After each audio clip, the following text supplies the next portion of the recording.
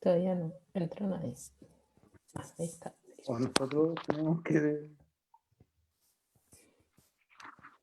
admitir Ahí todo. de gente. Ahora estoy admitiendo a las personas para que entren.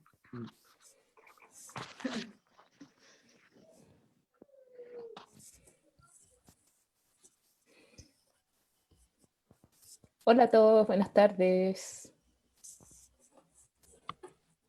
Hola, buenas Hola, tardes. buenas tardes. Bienvenidos Hola. y bienvenidas. Hola, buenas. Hola, buenas tardes. Hola, ¿qué tal?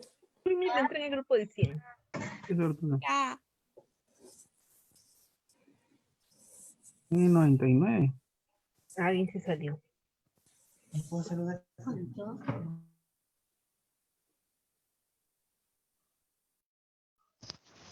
Les cuento.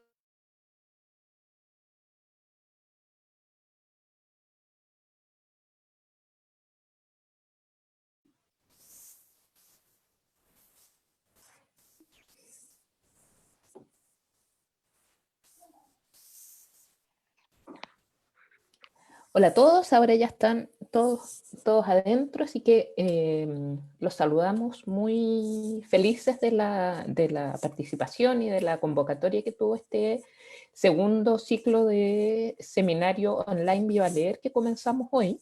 El primero tuvo también gran convocatoria, que fue acerca de primera infancia, y en este segundo ciclo vamos a conversar acerca de libros e imágenes. Vamos a tener tres charlas, y la de hoy en particular se llama Ilustraciones que cuentan, cómo leer las imágenes. Para el próximo miércoles tenemos una charla acerca de libro álbum, donde vamos a hablar específicamente de cómo el texto y las imágenes se relacionan para narrar. Y el miércoles 26 es la última de este ciclo, vamos a hablar de las narraciones sin palabras. Entonces ahí nos vamos a enfocar exclusivamente en el poder narrativo que tienen las imágenes. Pero hoy, como les decía, vamos a comenzar con este que se llama Ilustraciones que cuentan. Y antes de eso, quiero agradecerle a COPEC, por un lado, que hace posible que Viva Leer exista, a la Ley de Donaciones Culturales y a la Fundación La Fuente también, que es la institución ejecutora y organizadora de este seminario. Así que vamos a empezar porque tenemos una presentación extensa, vamos a conversar largamente acerca de cómo las ilustraciones cuentan, y esta sesión va a estar a cargo de dos personas que tienen una vinculación muy importante con la ilustración, con el diseño. En primer lugar, Isabel Casar, que algunos de ustedes ya conocen ya porque estuvo en el primer ciclo del seminario. Ella es artista visual, es profesora de enseñanza media y diplomada en fomento lector. Trabaja hace muchos años no tanto, pero hace mucho, en la Fundación La Fuente como mediadora de la lectura y como coordinadora de distintos proyectos de fomento lector, entre ellos bibliotecas comunitarias, bibliotecas escolares, bibliomóviles, guaguatecas, así que tiene una amplia experiencia en todos los espacios posibles para poder fomentar la lectura. Y por otro lado tenemos a Marcelo Parra, que es diseñador de Fundación La Fuente, también trabaja hace bastantes años ahí. Él es ilustrador, músico y diseñador en comunicación visual de la UTEM. Específicamente lo reclutamos para esta charla porque él ha desarrollado un lenguaje en la ilustración a partir de su conocimiento en el diseño, utilizando la ilustración como una herramienta y diversificando varias técnicas que hemos podido apreciar en muchos trabajos que él ha realizado para el Metro de Santiago, para la editorial Planeta, para Random House. Es el ilustrador de muchas de las portadas de la colección de libros de Viva Leer, que me imagino que varios de ustedes pueden tener. Además ha trabajado ilustrando carátulas de discos, afiches para bandas musicales, etc. Así que ambos tienen una amplia experiencia y una mirada muy específica también acerca de cómo la ilustración cuenta y narra en los libros. Así que, estimados, los dejo para que puedan compartir su pantalla e iniciar esta presentación. Gracias.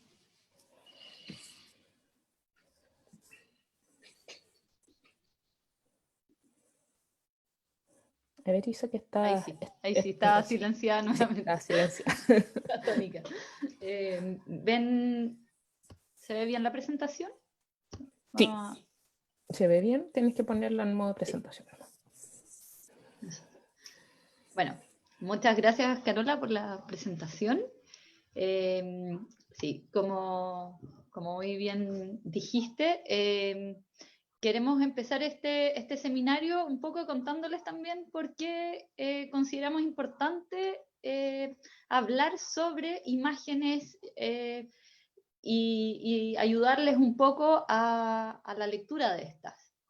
Bueno, Marcelo, como muy bien lo presentaste, es diseñador, él les puede contar más desde la praxis. Y bueno, yo soy lectora de imágenes, así que voy a tratar de ir más desde la teoría y desde las interpretaciones. Quisimos partir con este tema de las lecturas de las imágenes porque vivimos en una sociedad altamente visualizada.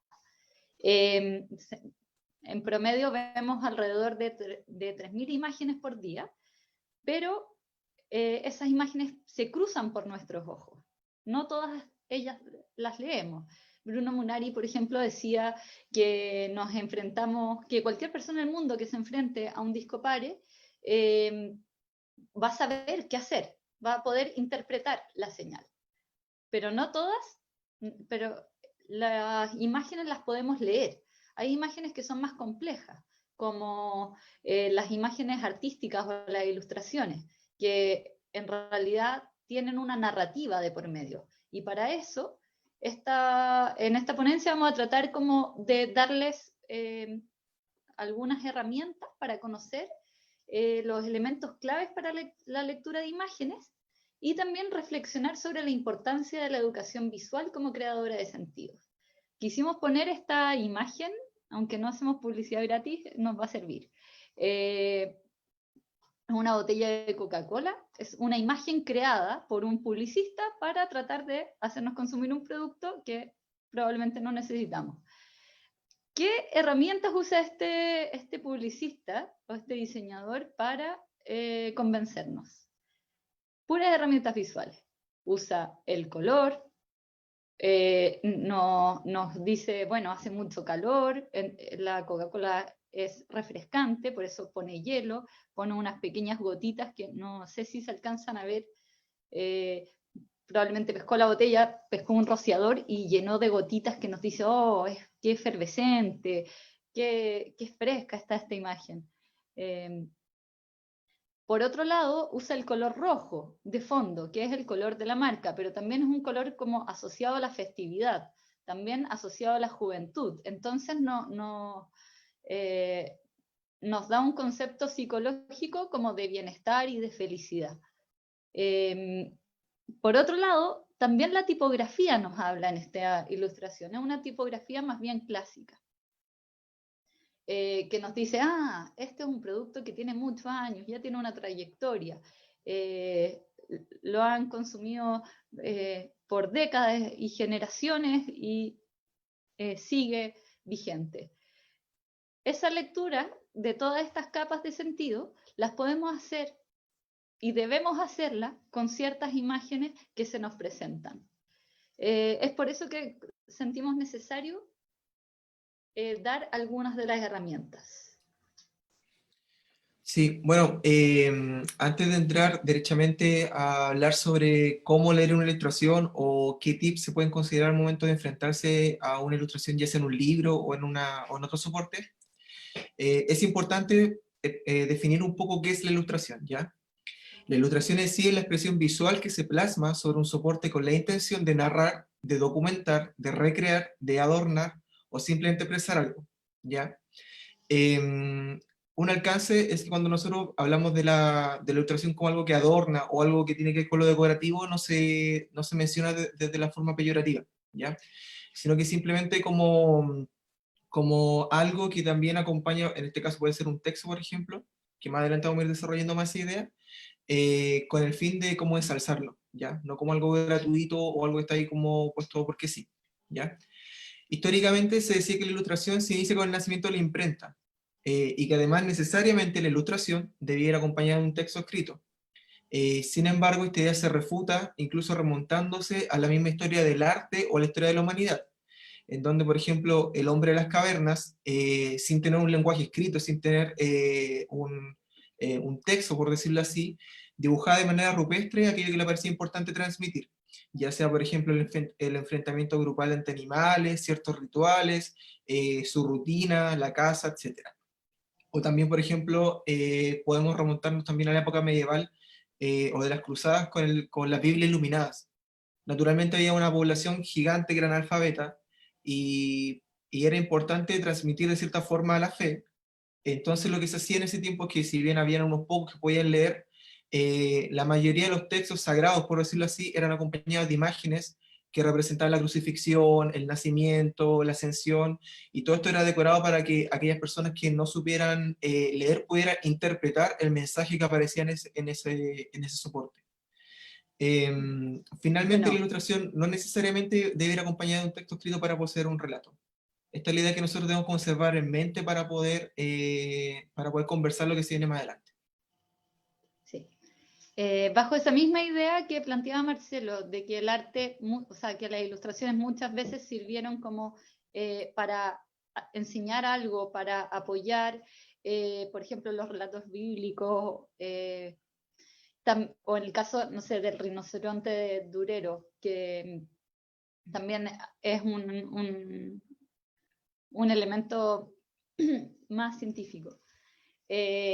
Surge otro personaje, ya en el siglo XVII, que cambia un poquito, que sentimos muy pertinente de ponerlo en esta línea de tiempo, que es el señor Johann Comenius, un teólogo y también pedagogo, que crea un documento que se llama la Didáctica Magna. La Didáctica Magna, lo que hace Comenius es poner las bases de la educación actual. Dice que la educación debe ser para todos, debe ser graduada, que se deben enseñar múltiples disciplinas, pero tiene un punto central en la educación, o sea, en la ilustración. Menciona que las ilustraciones son una excelente herramienta para el aprendizaje de los niños, porque por un lado los atraen, llaman su atención, y por el otro lado son eficaces para explicar el mundo desde otros códigos. Sentimos que es muy importante ponerlo en esta línea de tiempo porque es la primera vez, quizá, que se ve la mirada de infancia. Podríamos decir que quizá en ese minuto nace las bases de la ilustración infantil. Si pensamos hasta el momento, hasta nuestros días, los libros de estudio escolares están llenos y plagados de ilustraciones, se usan como un recurso educativo más. En un par de siglos más tarde, a finales del siglo XIX, hay un hito en la historia que también influye en la ilustración infantil particularmente, que es el desarrollo de la imprenta a color. Esto permitió que hubiese un pequeño boom de ilustradores, entre los que destaca Randolph Caldecott en la Inglaterra victoriana, que podríamos decir que sembró la semilla de lo que es el actual álbum. Él fue el primero que creó libros que estaban basados en ilustraciones, como la que vemos, y los acompañaba de pequeñas frases. La relación que tenían el texto y la ilustración no eran particularmente la que vemos hoy día en los álbumes, pero sí creaba ciertas relaciones de complementariedad que hizo que posteriormente pudiese nacer el álbum, ya en 1963, con la publicación de Donde viven los monstruos, que de Maurice Sendak, que es el primer álbum como tal que es reconocido en la historia, tal como lo conocemos hoy en día. Es muy bonito porque existe una medalla que se llama Caldecott, que se le da a los libros ilustrados, que es la que vemos acá. Esa cosita dorada que tiene el libro. Entonces está como el fruto y la semilla en un mismo libro. Bueno, ahora vamos a ir más al grano. Vamos a tratar de entregarles las herramientas visuales para analizar una imagen. Y tal como les decía en la introducción, hay distintos tipos de imágenes, pero las ilustraciones probablemente se acercan más a las ilustraciones artísticas o narrativas. Tienen una narrativa detrás. Y por lo mismo quisimos usar un enfoque que aparece en este libro, que se llama Cómo mirar un cuadro, es de Susan Woodford, que plantea un método para analizar imágenes. Ella plantea que es fundamental para mirar una obra de arte, ya sea ilustración, cuadro o lo que sea, considerar dos factores, el contexto y los elementos compositivos. El contexto, bueno, ella lo plantea como para un cuadro, nosotros lo tuvimos que adaptar un poco y pensamos que lo conforman principalmente la época histórica y el tipo del libro en el cual está inserta la ilustración. En cuanto a los elementos compositivos, son detalles como fibras que van componiendo cada una de las ilustraciones para tejer sentido. Estas fibras las podemos reconocer en forma de línea, color, diseño, formas, texturas, etc. Hay que aclarar acá, tal como decía, que no es que vayamos a encontrar estos elementos de forma separada. Se nos presentan en forma simultáneamente, como la piel, que no la podemos separar en capas, sabemos que está por capas, pero es una sola. Lo mismo sucede con las ilustraciones. Bueno, vamos a ir primero por el contexto. Como bien les decíamos, tiene que el contexto de la imagen y su función la podemos leer en función al origen de dónde está inserta. No le podemos pedir lo mismo a una imagen de un libro informativo que a una imagen de un libro álbum. La tenemos que leer de manera distinta, ¿verdad?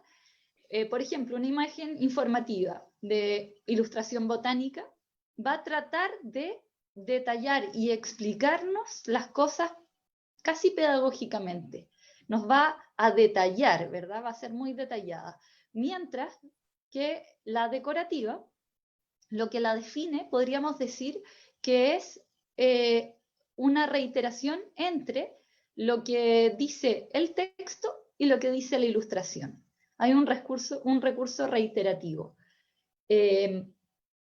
Podemos decir que, bueno, se lo explico después, ese ejemplo.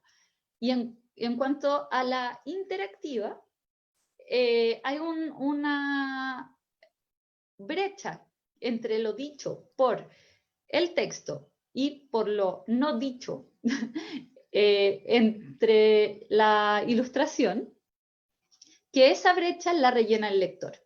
El ejemplo que le iba a dar era uno matemático. En la decorativa podríamos decir que 1 más 1 es igual a 1,5, porque ese 0,5 es la ganancia del placer estético que sentimos, pero en realidad en cuanto a significado ya nos había dicho o la ilustración o el texto la información que necesitábamos. En cuanto a la interactiva, en el mismo ejemplo matemático podríamos decir que 1 más 1 es igual a 4, y ese 3 es la clausura, es la que hace el lector, es la interpretación del lector. Marcelo, tú no sé si es que quieres agregar algo. Sí, gracias Isa. Bueno, si bien complica Isabel, bueno, todo lo que ha dicho es muy correcto, pero también hay que entender muchas veces que, por decirlo así, en el caso de la ilustración y de la literatura, no hay una rigidez en cuanto a al producto final que se llega. Nosotros podemos encontrar, por ejemplo, muchos libros informativos donde su función principal de la ilustración va a ser poder explicar procesos que son complejos o poder detallar cosas que a lo mejor son difíciles de visualizar. Sin embargo, también puede que se metan algunas cositas, por ejemplo, no sé, de la ilustración más decorativa, porque busca realzar a lo mejor o elevar un poco más allá el libro en sí. Sin embargo, bueno tener estas categorías como bien definidas, cosa que al momento de enfrentarse a un libro en sí, nosotros podemos determinar, en base a lo que hemos dicho, el contexto, la relación y el rol de la imagen, etcétera, a qué nos estamos enfrentando y cómo debemos codificar lo que estamos leyendo. Bueno, ahora vamos a ir como a los elementos centrales, a los códigos mismos. Sí. Bueno, el primer código que vamos a pasar es el color, ¿ya? El color en muchos casos es un marcador atmosférico. Existen ciertas construcciones culturales y psicológicas que nos hacen otorgar significado al color. En el caso de las construcciones culturales, estas dependen mucho del contexto en el cual yo nací, el contexto en el cual me desarrollé, en el cual estoy ubicado como parte de una sociedad, etc. Por ejemplo, para una persona que ha nacido o que ha sido criada en el campo, por ejemplo, el color verde puede ser asociado a naturaleza. Pero por ejemplo un esquimal, que siempre ha vivido en un lugar frío donde predomina el blanco, él no va a tener asociado necesariamente el verde a la naturaleza. O incluso tomando ese mismo ejemplo, a lo mejor para nosotros puede haber solamente un blanco, en cambio para el esquimal puede haber diferentes tipos de blanco. Y cada blanco puede tener una asociación diferente. Es una asociación cultural. Y a la vez existen como asociaciones o construcciones psicológicas que a nosotros nos dicen o nos entregan sensaciones de cómo interpretar esos colores. Que los colores cálidos no hablan a lo mejor de maternidad, no hablan de calor, que los colores rojos a lo mejor no hablan de pasión, o dependiendo a lo mejor del matiz, o de cuánto negro tiene ese rojo, a lo mejor no hablan de otra cosa como puede ser venganza, rencor, etc. Entonces es importante tener eso al momento de enfrentarse a una ilustración. Va a ver un ejemplo ahora en la siguiente lámina.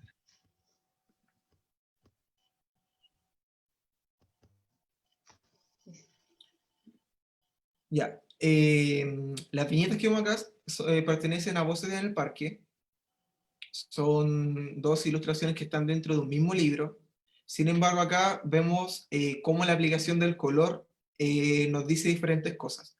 Este libro, como dice un poco el título, son dos voces de un relato en sí, ¿ya? En el lado izquierdo ustedes pueden ver que, por ejemplo, el personaje principal se encuentra sobre este mismo parque, donde el tono del verde es mucho más oscuro, donde sus sombras, sus contrastes son mucho más marcados, hay como un contraste mucho mayor entre la sombra que produce el objeto con el color que está recibiendo la luz. El cielo, por ejemplo, tiene diferentes matices grises. Los árboles también nos entregan como un indicio de cuál puede ser como el estado psicológico de este personaje. El autor finalmente lo que está haciendo acá es como hablar un poco más allá de lo que nosotros podemos ver a simple vista. Y en el caso de la derecha, es el mismo parque, el mismo tiempo, la misma situación, sin embargo acá el estado psicológico del otro personaje es muy diferente al de la izquierda. Podemos ver que acá predominan los tonos cálidos, donde incluso las sombras no tienen una carga tan grande de gris, sino que son sombras que se asemejan mucho más a la paleta de color con la que están funcionando. El cielo, por ejemplo, se ve completamente despejado, con un celeste que es muy claro, que nos transmite esa tranquilidad, esa calma, y si bien ambas escenas transcurren en un mismo lugar espacial, lo que el autor acá nos está proponiendo es no hacer tanto hincapié en el lugar físico en sí, sino que más que nada en el estado psicológico o emocional de los personajes. Entonces acá el uso del color se está usando para transmitir eso. Este es otro ejemplo en el zoológico de Susie Lee, y aquí a diferencia de lo que ocurre en el libro anterior, donde habían dos personajes en un mismo espacio y el autor simplemente hacía hincapié más que nada en la psique de cada uno. Acá lo que se presenta en la página de arriba es, por decirlo así, la realidad en sí, ¿ya? Lo que ocurre en un plano palpable, en un plano terrenal, donde aparece la niña en el zoológico visitándolo, viendo esta jaula, viendo cómo claramente aquí el autor también hace una crítica a lo que son los zoológicos y cómo está entregándonos su visión. Y en la doble página de abajo, lo que nosotros podemos apreciar es lo que ocurre en el interior de la mente de la niña, ¿ya? En el interior de su psiquis hay mucho color, abunda el verde, abundan los trazos que son bien fuertes, los colores vibran y chocan entre sí, lo cual nos habla de una alegría, de una libertad, de una cosa que es muy palpable. Y el único elemento de color que a nosotros nos sirve para hacer un nexo entre la realidad y lo que está ocurriendo dentro de su cabeza es el pavo real. Si se fijan, el pavo real, tanto arriba como abajo, se repite con la misma paleta de colores, la misma intensidad, la misma luminosidad. Y esto finalmente lo está haciendo para que nosotros podamos hacer este enlace, de que no son dos lugares diferentes, no son dos ciudades diferentes, sino que es un mismo lugar, solamente que nos está mostrando una visión que tiene que ver con lo terrenal, por decirlo así, y otra visión que ocurre a nivel interno. Es como un hilo conductual, podríamos decir. Sí. Bueno, los trazos y las formas. Los trazos y las formas son otro de los elementos que nos pueden ayudar a configurar una imagen. Por trazo nos referimos a una línea o raya. Esta línea o raya puede tener distintas materialidades, puede ser pincelada, puede ser mancha, puede ser una línea muy sutil. Y usa dos recursos principales, que son la textura y la presión. La textura se refiere al entramado que nos da el conjunto de líneas o rayas o de pinceladas, mientras que la presión es qué tan cargado está. Esta textura hace que tengamos una sensibilidad, una lectura sensible de estas líneas. Podemos darle dureza, podemos darle un sentido casi táctil, rugosidad, fragilidad, etc. Lo podemos significar. Acá pusimos dos ejemplos que son de uso de líneas muy distintos. Está lo que más me gusta son los monstruos de Emil Ferris, y donde vemos una textura mucho más, un achurado, mucho más realista también, hecha como con lápiz a pasta, con un rayado, una textura muy fina, versus el libro La Línea, donde vemos, es una imagen mucho más icónica, donde la textura es plana, y lo predominante es la línea, ¿verdad? La diferencia entre estas dos ilustraciones, en una lectura muy básica, tiene que ver con justamente con la sensación que nos produce y el ángulo de realidad. En lo que más me gusta son los monstruos, es una ilustración mucho más realista, podemos ponerle una cara, tiene un nombre esa persona, mientras que la línea, con una textura mucho más plana, mucho más simple, mucho más minimalista, nos evoca un efecto más icónico. Ahí podemos decir que ese es un icono de un ser humano. Y esa iconicidad hace que logremos un mayor grado de empatía con la ilustración. Cualquier persona se puede sentir identificado con esa persona que sale representada en esa portada. Acá tenemos otro ejemplo de línea. Acá lo quise poner en cuanto a la presión y a la manufactura un poco que tiene esta línea. Este es La mujer de la guarda, de Sara Bertrand y Alejandra Costa, otro libro muy recomendado, donde acá la línea, si nos fijamos, tiene un efecto casi de mano alzada. Acá no hay líneas rígidas. Acá podemos hablar por una parte, de sutileza, porque si bien hay un manejo de la presión de la línea que arma y configura toda la imagen. Y por otro lado, también la sutileza y delicadeza nos habla también y se transmite durante todo el libro. No sé si quieres agregar algo, Marcelo. Sí, finalmente, bueno, todo lo que has dicho, la línea también, en este caso, juega un factor muy psicológico. Aquí no solamente pasa que, por ejemplo, que los personajes están entregándonos características psicológicas o de su estado emocional o mental. Pareciera que también el paisaje pasara a ser como otro personaje que también quiere expresarse. Y eso no es una casualidad. Aquí voy a hablar como de mi experiencia como ilustrador. Cuando me ha tocado muchas veces ilustrar algunas portadas, algunos libros o algunos cuentos, una parte importante de eso es informarse. En mi caso me informo de qué trata el texto al cual le voy a hacer la portada a la cual voy a ilustrar.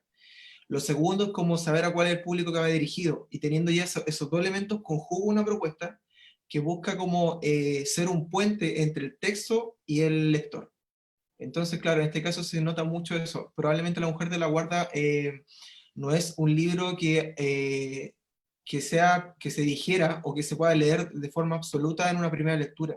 Tiene diferentes niveles de lectura.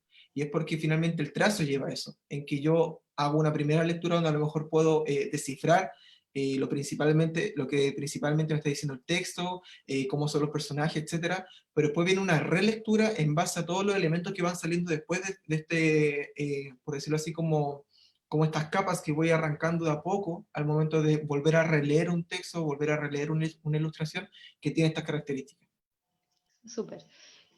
Sí, yo de lo que quería rescatar en realidad de La Mujer de la Guarda era eso delicado que se transmite desde una primera mirada, esa sutileza y lo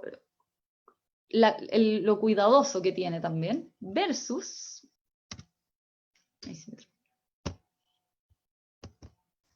Matoti. Este es Hansel y Gretel de Matoti, que es otra expresión de cómo pueden actuar los trazos para transmitirnos una determinada sensación. En este caso la textura es densa, profunda, tiene más que ver con la mancha, con la pincelada, y también es muy espesa, lo que nos transmite y nos transporta a esa espesura que tiene el bosque, ¿verdad? También cómo se filtran los blancos, va armando un tramado y, bueno, ya me iba a pasar a otro punto, pero quería llevar a eso, que nos conduce y nos tiene esta cosa mucho más orgánica. Y por último, también quisimos poner esta referencia, que es el Libro Triste, de Michael Rosen, donde se conjugan muy bien estos dos tipos de trazo, que son la línea y la mancha. No sé si el texto se lee muy bien, y también para resumir voy a contarles un poco lo que dice. En la primera imagen, en la primera viñeta, podríamos decir, dice algo así como: este soy yo, parezco que estoy contento, pero no lo estoy, solo trato de estar contento y simulo estar contento. En la segunda dice: a veces la tristeza es muy grande, está por todas partes, me envuelve. Y en la tercera dice: y no puedo hacer nada por evitarlo. Y hay días más tristes, y lo que más le pone triste es cuando se acuerda de su hijo, de la muerte de su hijo. Dice como: murió, yo lo quería muchísimo, y sin embargo murió. Simplemente con el verlo encontramos que es magistral el cómo explican esta interacción que tiene la ilustración con el texto. Pero ahora lo vamos a analizar un poquito el por qué. En la primera, yo le atribuí en realidad a la línea una característica más como de esqueleto, de configuración del personaje, mientras que a la mancha más desde las emociones. En la primera imagen podemos ver cómo está contenido, equilibrado, tanto lo emocional con esta estructura, con la contención que da la línea. Si nos fijamos, el trazo de la línea es definido, la mancha está ordenada dentro de lo desordenado que es, la misma textura de la mancha es coherente. mientras que en la segunda ilustración hay un contraste. El fondo es mancha, es esta acuarela que hace las veces como de bruma. Las emociones lo envuelven como una bruma a este personaje que trata de contenerse y de comprimirse mediante la línea estructural.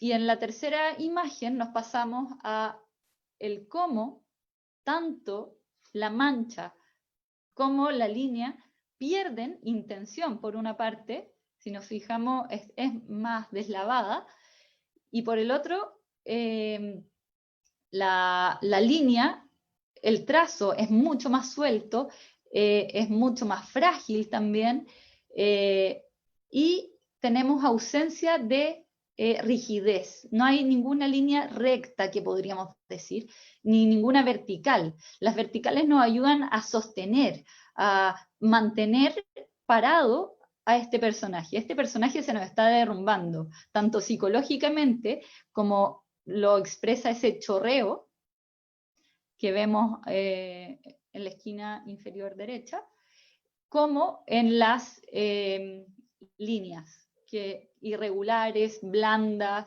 temblorosas. No sé si quieres agregar algo más, Marcelo.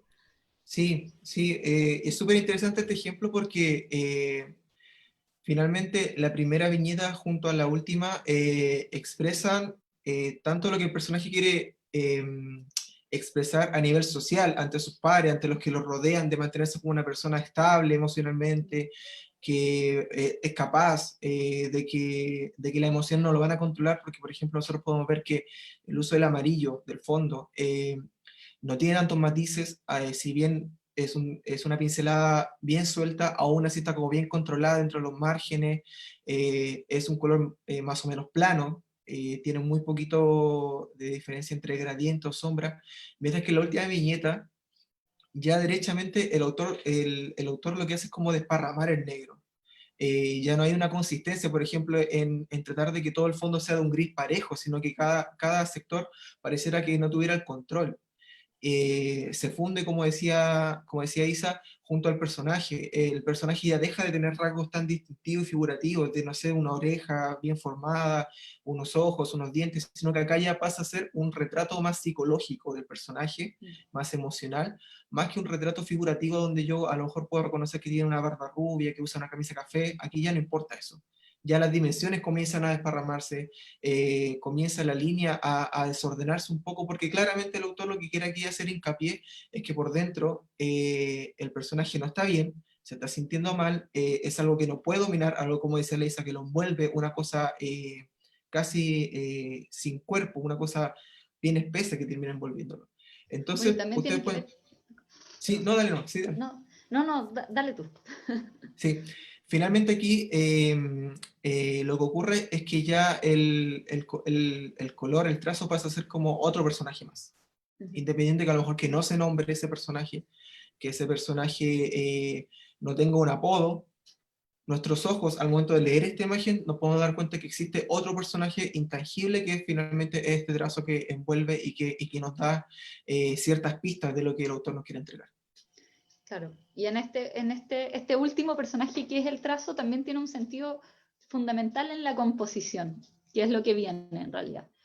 Si nos fijamos en la última imagen, ya deja de haber, no hay ningún eje vertical que mantenga, que le dé estabilidad a este personaje. Vamos a ver bien composición para no alargarnos tanto. Bueno, la composición es algo que está en realidad en todas las imágenes, hasta en esta diapositiva, que tiene que ver en el cómo nuestros ojos recorren la lectura de estas imágenes. Una buena composición nos guía y dinamiza la lectura. ¿Cómo lo hacen? Hay ciertos estudios gestálticos y etcétera, que usan muy bien los diseñadores y artistas, que nos permiten guiar la lectura y poner intención y acentos según dónde marcan los pesos visuales. hay 3 recursos que se usan, que son el tamaño, la dirección y la coherencia formal semántica. La coherencia formal semántica es que lo que yo quiera decir sea coherente con lo que se ve reflejado. Voy a poner el ejemplo de estas 2 ilustraciones.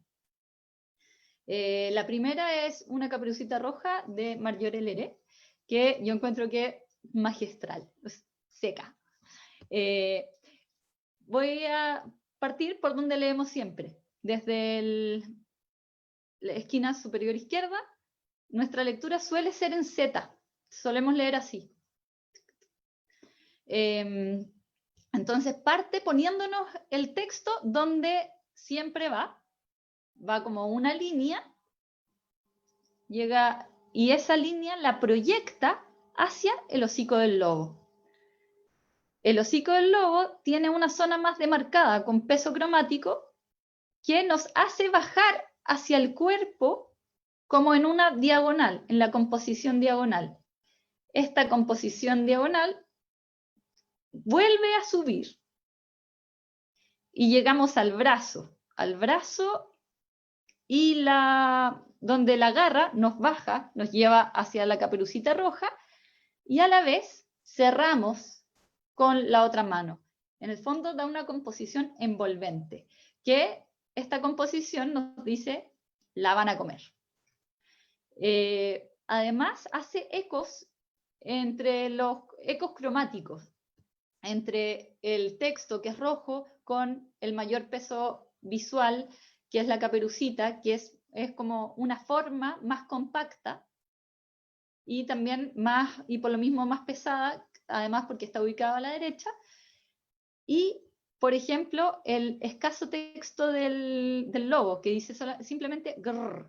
Ese grrr, si lo leemos, lo ubica justo abajo de la garra. Ese grrr hace que sea ya no solamente un grrr peligroso, sino que un grrr coquetón también. Y cambia de esa forma también nuestra lectura. Este otro ejemplo tiene una composición ya no diagonal como la primera, sino que vertical. Y esa verticalidad es justamente porque Anthony Brown, esta también es de Voces en el Parque, un libro escuela, por eso lo citamos tanto. Si es que quieren en realidad adiestrar el ojo en cuanto a la lectura de imágenes, claramente tienen que revisar ese libro. Lo pueden leer como un adiestramiento. Bueno, como les decía, esta imagen tiene una lectura vertical y está señalada por esta línea gruesa que leemos como un farol que divide el plano en 2 partes, ¿verdad? Además, tenemos un mayor peso visual en el lado de Carlos y también una mayor proporción. Esto el autor lo hace porque nos quiere dar estas 2 miradas nuevamente. Y al cargar con un mayor peso cromático al lado de Carlos también y darle una mayor fracción nos muestra quién está hablando, de quién es la perspectiva. Ya, este es otro ejemplo magistral de composición. Si se fijan, acá podemos ver una composición ya más que varía entre lo triangular y lo vertical. Todo sería normal si no estuviese ese texto atravesado entre Zorro y Urraca, ¿verdad? Ese texto atravesado nos da la primera señal como de advertencia, de oposición, de que algo raro pasa. Si lo sumamos al texto, el texto dice lo siguiente. Gracias, dice Zorro. Los vi correr esta mañana, lucían extraordinarios. Perro sonríe, pero Urraca retrocede, siente la mirada de Zorro clavada en su ala.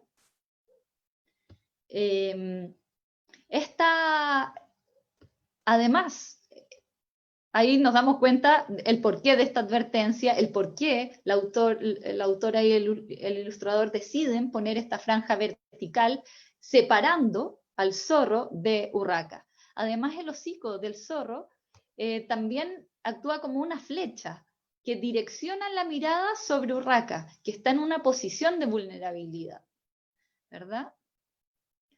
No sé si hay algo más que agregar. ¿O pasamos Eh, en honor al tiempo? Sí. Bueno, otro elemento que también es parte del diseño y la composición es el cómo los ilustradores usan el espacio y el ritmo. El ritmo, básicamente, tal como en la música, es repetición. Es la repetición y también eso mismo nos va dando un movimiento. La repetición de una imagen hace que vayamos leyendo dinámicamente. Por ejemplo, en el ejemplo que quisimos poner acá, se da mediante el uso de la viñeta, ¿verdad? Vemos una primera viñeta que tiene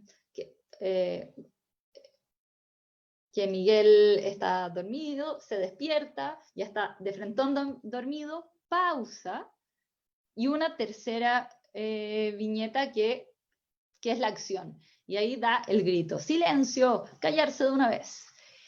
Eso mismo, después sigue el ritmo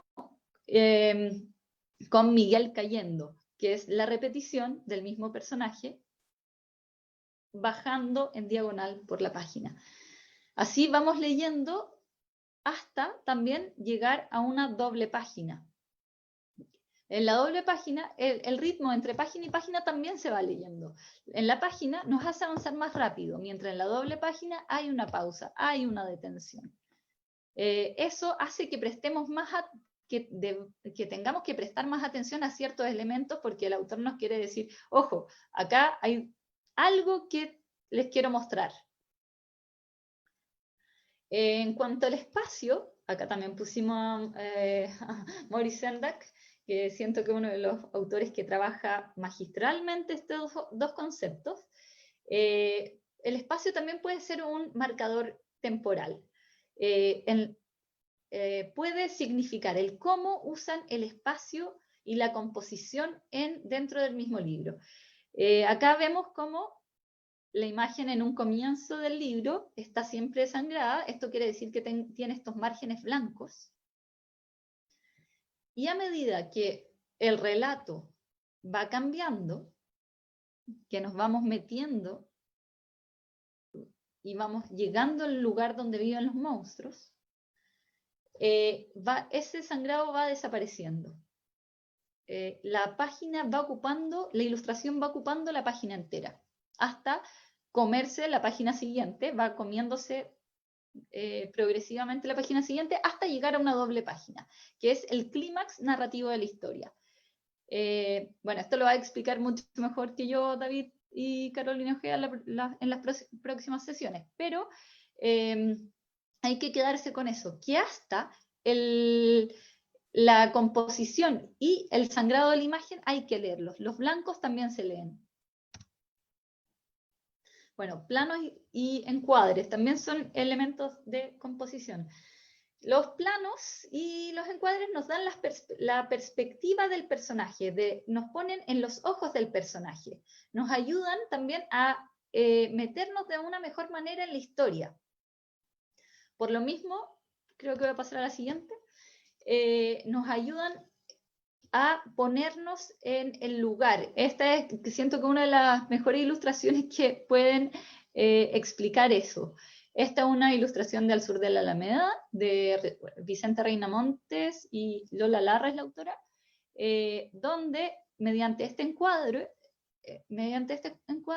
los autores nos invitan al fisgoneo, y ponernos en el lugar del personaje que nos está señalando, miremos juntos lo que está pasando. Por el contrario, acá hay otro encuadre. Bueno, los planos se usan también mucho en cómic. Este es un plano cenital. Hay distintos planos. El primer plano y primerísimo primer plano es el detalle mismo. El primer plano es lo que ustedes probablemente están viendo de nosotros ahora, que es el rostro. Un primerísimo primer plano sería el ojo con la lágrima, y ese ojo con la lágrima nos explica todo, ¿verdad? A diferencia también en el extremo opuesto está el plano cenital, que este plano panorámico, donde vemos todo.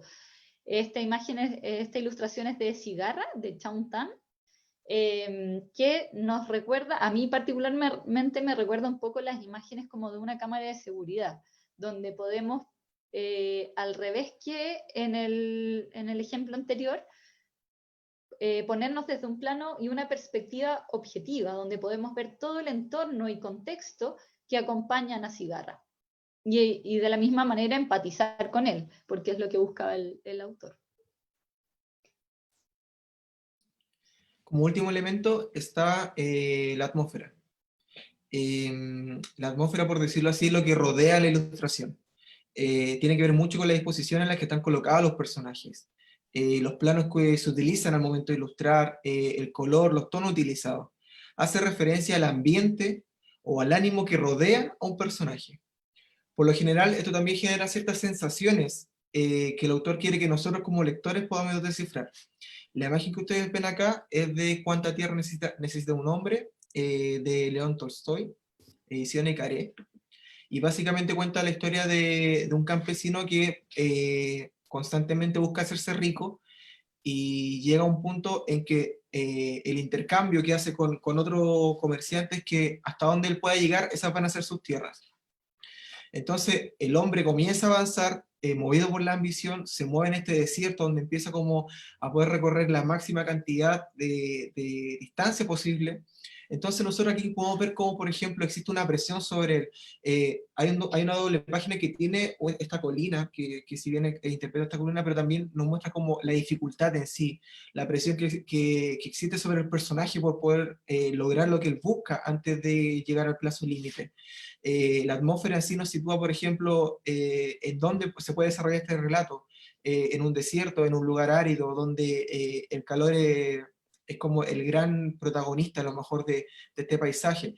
Entonces finalmente, no solamente que nos entregan una dirección, no solamente nos está entregando detalles de la historia en sí, sino que también hay un metarrelato, por decirlo así. Un metarrelato que nos cuenta como por todas las circunstancias que está pasando finalmente el personaje. Vamos con la siguiente. Ya, esta es una ilustración también de Chong Tan. Y aquí, claro, a diferencia de la ilustración anterior donde teníamos un gran plano, donde yo a la distancia podía observar un paisaje completo, aquí juega mucho con los espacios cerrados y la presión que existe a lo mejor de la falta de amplitud, ¿ya? Aparte de eso también, el ambiente que rodea la ilustración es de absoluta melancolía, donde finalmente yo puedo notar que existe como cierta tristeza, cierta nostalgia, una nostalgia quizás por el aire fresco, por poder salir del lugar donde estos animales se encuentran, y algo muy interesante de esta ilustración en sí, que juega con dos puntos que parecieran que poseen elementos opuestos del otro. Me explico. Podemos ver, por ejemplo, que finalmente los animales están como encerrados dentro de esta naturaleza, que tiene que ver con algo mucho más orgánico, algo que debería producirnos tranquilidad, que nos debería conectar como con los sentimientos o con sensaciones que tienen que ver con nuestro origen. Sin embargo, ellos anhelan o sienten melancolía o nostalgia por lo que está afuera. Y que lo que está afuera es una ciudad hecha de concreto, materiales fríos, materiales rígidos, materiales que son ásperos. Sin embargo, los tonos que aparecen en la ciudad son mucho más cálidos. Entonces el autor acá juega con ese juego entre color, psicología, ambiente, atmósfera, el encuadre. Entonces aquí se ve un ejemplo de cómo todo lo que hemos mencionado anteriormente puede convivir en una sola ilustración. Naturalmente van a haber elementos que van a predominar sobre otros, en este caso lo que predomina es la atmósfera, pero sin embargo entre sí pueden conjugar para hacer que nosotros podamos hacer una lectura mucho más profunda, una lectura que a lo mejor no va a estar explícita en el texto, pero que sin embargo va a enriquecer la experiencia de lectura. Bueno, ambos ejemplos son, o sea, este último ejemplo es de Chong Tan también, que siento que es magistral en cuanto al uso de la atmósfera, algo que logra muy, muy bien. Sí. Bueno, también quisimos poner como último elemento la ironía y las metáforas visuales. Si bien quizás no es un elemento visual en sí, es algo que de todas maneras tenemos que leer, tenemos que aprender a leer. Tanto la ironía como las metáforas visuales tienen relación con las referencias intertextuales que hay en el texto. Las referencias intertextuales, la intertextualidad es como un producto de la posmodernidad que hace referencia a la incorporación de otros elementos que son tomados prestados, podríamos decir, como de otros productos culturales, como pueden ser películas, cine, otros libros, otros cuentos, la sociedad también, y son incorporados en el cuento. Para entenderlos, eso sí, debemos comprender y conocer estos otros elementos que son tomados prestados. A diferencia de la modernidad, que por ejemplo todos los personajes de La Bella Durmiente pertenecían a la misma ficción, acá necesitamos conocer estos otros referentes para poder entender como a cabalidad estas metáforas visuales o la ironía. Por lo mismo, está conjugada por capas de significado, y al ir ampliando nuestra percepción del mundo, vamos ampliando también la interpretación de la historia. Acá hay una cita de Anthony Brown que me pareció bastante interesante de exponer en este seminario, en realidad. Lo más interesante es lo que se dice en la brecha entre las palabras y las imágenes. Creo que los peores libros ilustrados son aquellos en los que las palabras son tan solo leyendas para las ilustraciones.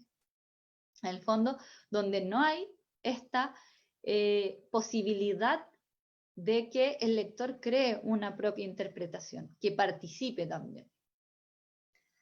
En cuanto al sentido irónico, hay dos investigadores que se llaman Kamerlingh y Maybauer, que dicen que el sentido irónico es cuando se comprende que la imagen refiere a algo distinto del texto. Y es en este juego cuando empezamos a reconocer las pistas visuales y nos damos cuenta que no dicen exactamente lo mismo del texto, sino que las contradicen o las subvierten. Bueno, este juego requiere de una lectura atenta. Está en un constante estado de búsqueda, de, ¿qué más me va a decir este texto? ¿Qué más puedo encontrar? Es una lectura más desafiante. Y esa lectura propicia el desarrollo de habilidades metalingüísticas. ¿Qué quiere decir con habilidades metalingüísticas? La capacidad de interpretar, de crear sentido, de crear significados a partir de lo que yo veo, de leer. Bueno, acá puse un ejemplo que es bastante conocido. Este es Camino a Casa, de Jairo Huitriago, donde es la historia de una niña que la vemos acompañada en su vida cotidiana por un león en la ciudad que la va acompañando en su diario vivir. Las guardas iniciales son estas que vemos, unas huellas humanas acompañadas de unas huellas de un animal, y las guardas finales son las que podemos ver dos huellas humanas, probablemente una de niños y otras de adultos. Estas guardas toman sentido al entender toda la historia. Muchas veces los niños muy chicos de 3, 4 años se logran entender que el papá que el león era el papá. Y esto lo hacen gracias a que logran descifrar ciertas pistas y metáforas visuales. Por ejemplo, este encuadre, este primer plano de la foto familiar, donde aparece este papá con una enorme melena y los 4 integrantes de la familia, versus la imagen anterior, donde solamente hay 3 y un vacío. También hay otras pistas visuales que no las voy a mencionar acá, pero hay una grieta en la pared, como con el mapa de Latinoamérica, etc. Ya vamos a tener oportunidad quizás para analizarla en el resto de las siguientes sesiones del seminario. pero lo que quería dejar claro es que las interpretaciones las vamos construyendo a medida que pasan la historia. Si niños de 3 o 4 años pueden hacer estas lecturas, ¿significa que los niños son alfabetos visuales o no? Bueno, sí y no. Hay una investigación en Inglaterra, dentro de las muchas que hay, que nos señalaba como lo siguiente. Los niños en realidad tienen esta habilidad casi innata de leer el texto, leer un libro, prestando atención tanto al texto como a las ilustraciones. Los niños leen instintivamente las ilustraciones, mientras que los adultos dejamos de hacerlo. Perdemos esa habilidad de leer los libros ilustrados, ignorando las ilustraciones porque las consideramos poco relevantes o ornamentales. Esto quizás tiene que ver con la posición dominante de la comunicación verbal, particularmente la escrita, en nuestra sociedad, aunque esto tiende a desaparecer en las generaciones criadas con televisión y ahora con computadoras. Yo no estoy tan segura de eso, de que tienda a desaparecer esto. Siento que la prisa que tenemos los adultos por todo nos lleva a priorizar, y en esa priorización normalmente priorizamos el texto y dejamos de leer las ilustraciones. Creo que a estas alturas de la presentación ya tenemos muy claro que es un error garrafal hacer eso, que las ilustraciones nos narran y son importantes para la comprensión cabal del libro.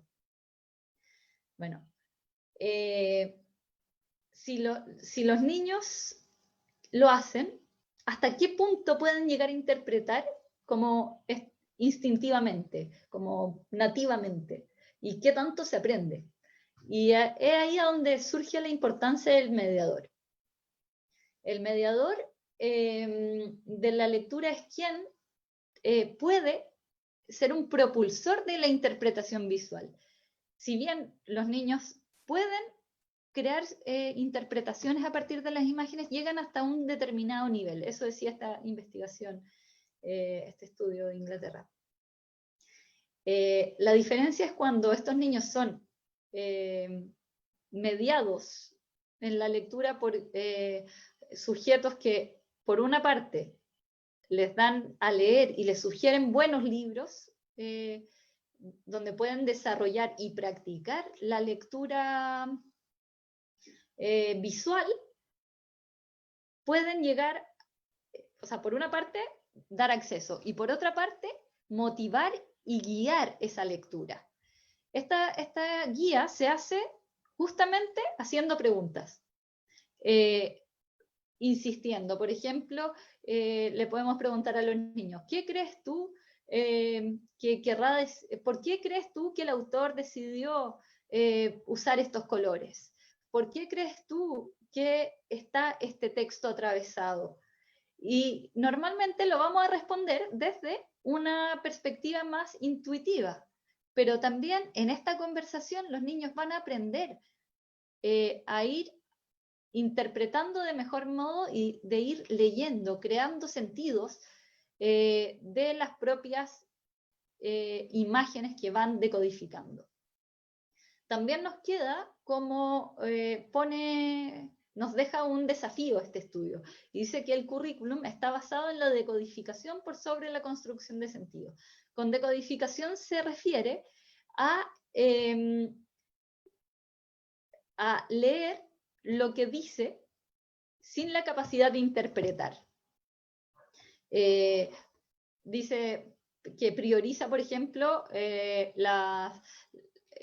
lenguaje y las matemáticas sobre la educación visual, y que claramente esto es un error, porque, tal como decía Comenius, las ilustraciones pueden ser un propulsor y un impulsor de aprendizaje, ya que lo hacen mucho más motivados. A los investigadores les sorprendió el nivel de motivación que habían puesto los niños en estas interpretaciones, y por lo mismo la profundidad de análisis que habían conseguido. Ellos creían que iban de la mano. A mayor motivación, mayor profundidad de análisis. Entonces, la invitación para los colegios es incorporar esta educación visual y la incorporación de libros álbumes como propulsores de pensamiento finalmente y reflexión, por sobre las respuestas cerradas que pueden implicar otro tipo de textos. Y finalmente queríamos cerrar con esta cita que sentimos que lo resume todo. Los buenos libros ilustrados entonces nos ofrecen lo que todo buen arte nos ofrece: mayor conciencia, la oportunidad, en otras palabras, de ser más humano, de Nodelman. Y muchas gracias. Esperamos no haberlo agotado con tanta Mucha información. mucha información. Sí. Mucha información, mucho concepto, muchas tareas además para volver a mirar los libros. Yo creo que nos abrieron distintas luces y ventanas para poder releer y releer sobre todo las imágenes, que es algo que de repente no le ponemos tanta atención, nos quedamos como en el texto en general, pensando que ahí está todo, pero realmente hay muchas cosas que las imágenes nos dicen. Aparecieron entre medio, cuando iban mostrando las ilustraciones de distintos libros, aparecieron algunas preguntas. Mira, aquí alguien dice, ¿podéis volver un poquito a la lámina anterior, Isa? Que hay una persona que quiere ver, no, a la cita de Nodelman. Hay una persona que quería ver, María Victoria Salas, que quería ver de quién era es de Perry Nodelman, María Victoria. Aparecieron un par de preguntas, sobre todo cuando mostraron las ilustraciones del libro Triste. Voy a en términos volver a eso. como de preguntas más técnicas realmente. Leti preguntaba si es que línea, mancha y trazo necesariamente comparten la misma técnica en ese libro. En esa área, no sé si pueden hablar de eso. Sí. ¿Sí? Mira, desde mi perspectiva como ilustrador, no necesariamente lo comparten, porque pueden incluso haber sido como hechos con diferentes instrumentos, por decirlo así. Por ejemplo, cuando yo quiero ilustrar, si quisiera, por ejemplo, ilustrar una página similar a ese, ocuparía, por ejemplo, acuarela, con un pincel que tiene que ser mucho más suave, a lo mejor con una cantidad de agua mucho más acuosa, mientras que, por ejemplo, el trazo puede haber sido hecho simplemente con un tiralínea, que tiene como una línea más firme y que me permite a mí darle el ritmo que yo quiero. Porque independiente que en este caso la línea el trazo sea bien tiritón, que tenga como esta cosa un poco nerviosa, eso claramente es una intención que decidió darle el autor. Diferente a lo que pasa un poco en la acuarela, que independiente del buen manejo que uno pueda tener, la acuarela siempre tiene como ese elemento un poco inesperado, de que puede resultar de repente una cosa muy diferente al momento de aplicarle el agua. Entonces como que ahí se aplica un poco el azar también, y yo creo que es la gracia un poco en sí de la acuarela. Sí, bueno, yo creo que lo usó intencionalmente como esta mancha y línea como complemento, justamente por esta diferencia que producen. No sé si dejamos más claro o más confundido. Espero que a Leti le haya quedado, que era espero que le haya... Responde, por favor. Queda claro según mi perspectiva. Carla pregunta si es que hay algún estudio que avale que en Chile se debe alfabetizar visualmente a los mediadores. Bueno, yo creo que, no sé si hay algún estudio, pero el boom del libro álbum que se ha producido durante los últimos años, creo que como mediadores nos exige la responsabilidad de alfabetizarnos visualmente. Sí, totalmente. Sí. O sea, no podemos mediar algo que, o sea, la calidad de nuestra mediación, si es que de un código que no dominamos, no sé qué tan propulsores de construcciones de sentido podríamos ser para los niños o los otros lectores. Ya vimos que los niños instintivamente tienen esa capacidad. La invitación para el mediador era volver a ser más niños y volver a mirar con el nivel de detalle que miran los niños y a atreverse también a construir significados e interpretaciones que siento también que en nuestra educación como niños del pasado, quizás también habían estructuras más cerradas, respuestas más cerradas, y eso también nos condicionó a tener miedo a interpretar y decir, ay, bueno, esto a lo mejor es así, porque pensamos que hay una sola interpretación, y en realidad hay muchas interpretaciones para un mismo libro, hay muchas lecturas. Sí, me gustaría añadir que por otro lado, finalmente la lectura de imágenes no solamente hay que pensarlo netamente en el caso de los libros álbum. También, por ejemplo, hay muchos libros informativos donde la ilustración juega un papel súper importante, ya que al momento, por ejemplo, donde yo quiero explicar una infografía de un tema que puede ser tan complicado como, por ejemplo, los gases que flotan en el universo, es necesario que la ilustración tome elementos que tienen que ver con el color, con el trazo, con la atmósfera para poder transmitir eso. Un buen ejemplo de eso son Polvo de Estrella para Niños, de Massa, que ahora sacó una versión ilustrada, donde finalmente se puede entregar un conocimiento súper formal que está dentro de una malla curricular, pero con herramientas artísticas, herramientas que tienen que ver, que responden a la ilustración, que ayudan finalmente a que los niños puedan entender conceptos que pueden ser tan fundamentales de una forma que es mucho más motivadora.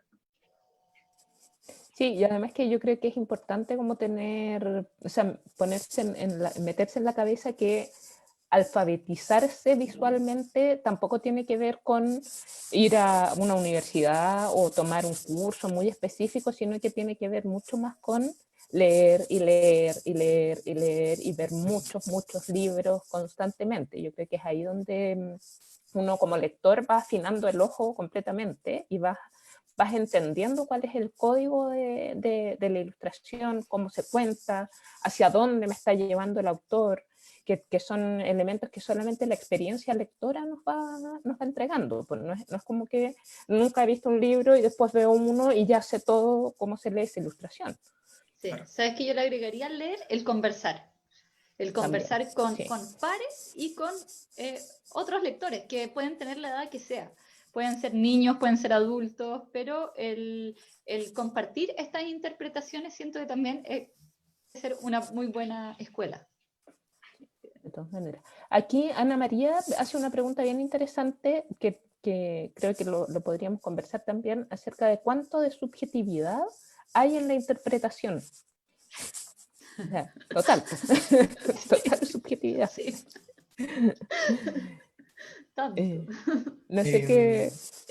Mira, personalmente yo siento que siempre puede haber una cuota de subjetividad, pero que finalmente la ilustración, y esto ya es una visión más personal que ya viene como desde mi praxis como diseñador, la ilustración tiene que estar al servicio de una necesidad. Vale decir, si mi ilustración tiene demasiada subjetividad y en realidad no está respondiendo a esa necesidad que tiene que ver con interpretar un texto, con comunicar un mensaje, entonces puede que no sea una buena ilustración.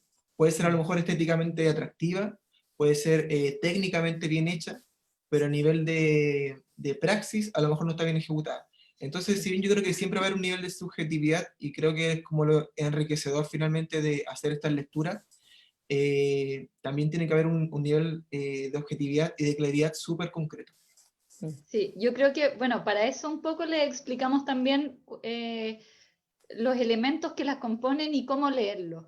En el fondo, el autor no es que tire elementos al azar, lo meta en una bolsa y los vaya sacando y pegando al azar, sino que cada uno de esos elementos los pone en práctica y hay que leerlos de acuerdo a lo que nos hacen sentir. Claro, es ahí la brecha de la subjetividad, de que quizás para el esquimal no vaya a significar lo mismo que para un ciudadano del, no sé, del campo, como decía Marcelo. Pero, claro, todos vamos a sentir cosas distintas, pero hay ciertos conceptos que son universales. Yo siento que, por ejemplo, la imagen que estamos viendo, el libro triste logra transmitirnos esa tristeza y esa inestabilidad universalmente. No creo que nadie diga que es un libro feliz.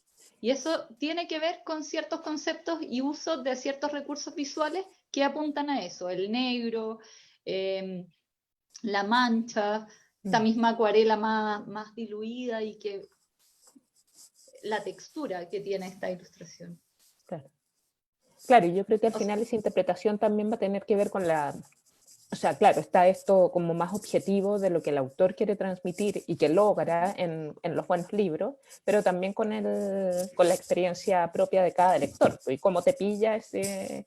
O sea, leer este libro para alguien que se le ha muerto un hijo, por ejemplo, es muy distinto para alguien que no tiene hijos. O sea, es como que ahí esa interpretación o esa comprensión del texto va a variar muchísimo. Chiquillos, estamos muy bien con el horario para ir terminando, pero me queda una última pregunta que es de Isabel, que lo ha preguntado un par de veces, acerca del estudio que mencionas al final, Isa, sí. el que fue realizado en Inglaterra. Si es que, Sí, sabes el nombre del estudio o el nombre del investigador, o lo tienes a mano por ahí, o después lo podemos agregar en la Sí, lo podemos agregar después porque la verdad estaba en inglés y no lo guardé entre mi archivo, no lo descargué. Entonces lo leí en línea y por eso no lo pude guardar. Pero creo que estaba, a ver, creo que sí lo puedo encontrar. Pero si no, podemos poner cuando terminemos este ciclo del seminario, en la página web de Viva Leer, vamos a poner como el resumen de las 3 intervenciones, con todas las referencias de libros, de estudios y de toda la bibliografía que utilizamos. Así que ahí pueden verlo. Ahí Isabel dice que no importa. Muchas gracias. Sí, en todo caso, estudios hay millones. Sí, sí, así que hasta incluso uno podría buscar uno más actual. Hay más actuales también. Pero hay uno súper interesante de la Annie Siro. Annie Siro, sí. Que tiene que ver un poco más desde la conversación literaria, pero también tiene que ver con la interpretación de álbumes. Entonces, ese también es un recomendado. Un vale por, básicamente.